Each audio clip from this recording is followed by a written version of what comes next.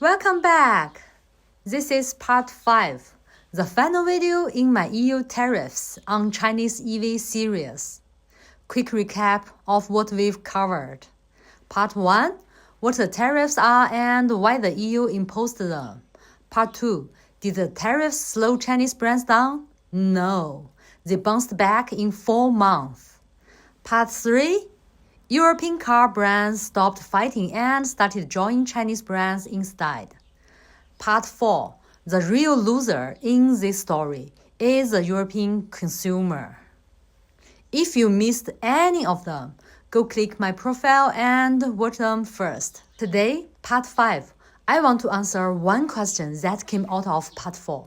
The tariff made you pay more, so where did that money actually go? Let's start with a simple idea called consumer surplus. When you buy something, there's usually a gap between what you were willing to pay and what you actually paid. That gap is your consumer surplus. The bigger the gap, the better the deal you got. Before the tariffs, Chinese EVs were entering Europe at competitive prices, on average about 37% cheaper than locally made EVs. That gap was real. European consumers were starting to benefit. Then the tariffs came in and 3 things happened. First, prices went up. Some consumers still bought, but they paid more.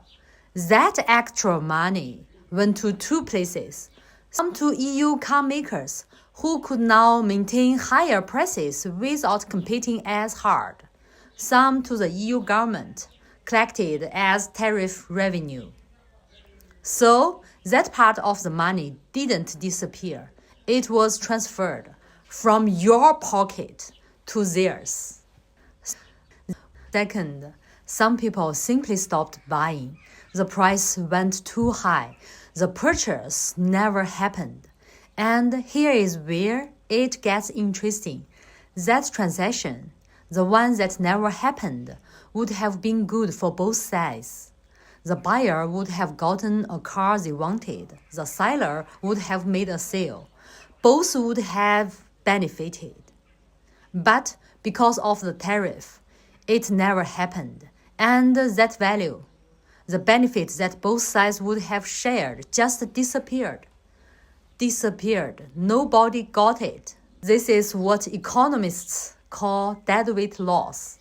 Not a transfer, not a redistribution, a pure permanent loss of value.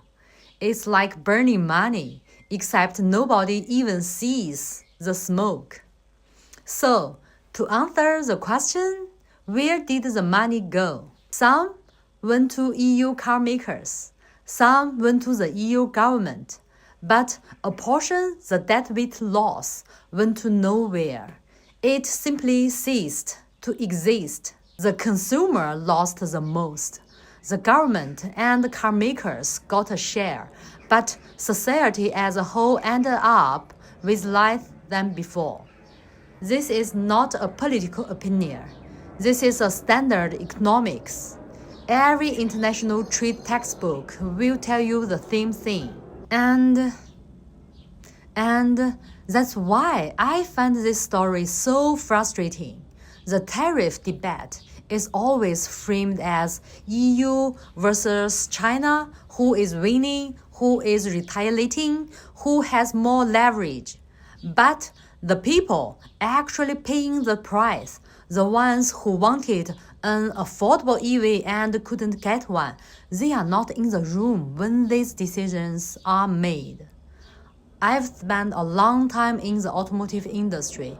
It's an industry I genuinely love, so I naturally keep following everything that happens in it. And now, studying economics here in the Netherlands, I started connecting the dots. Even as a student, someone still learning, I can say that tariffs increases costs for ordinary people. The government collects more revenue.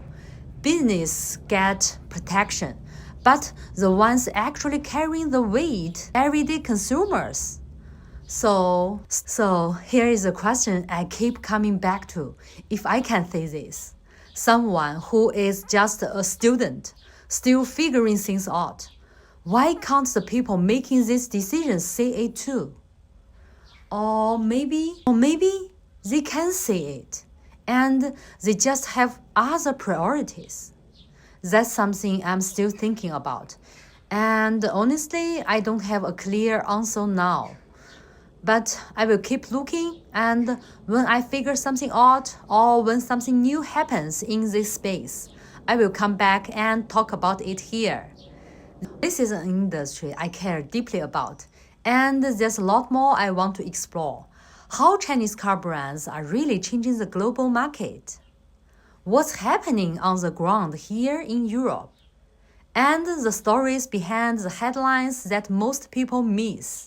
If any of that sounds interesting to you, follow me and come along for the ride. See you in the next one.